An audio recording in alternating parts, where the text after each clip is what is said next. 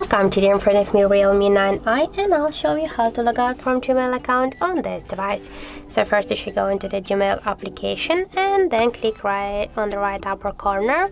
Now you can see that we are logged in into two accounts at the same time, and just to log out from one from this account, you should click here to manage accounts on this device and tap here on the Google section. As can you see, we just launch the Google account settings, and just to log out from Gmail application, you should log out from the Google account on your device.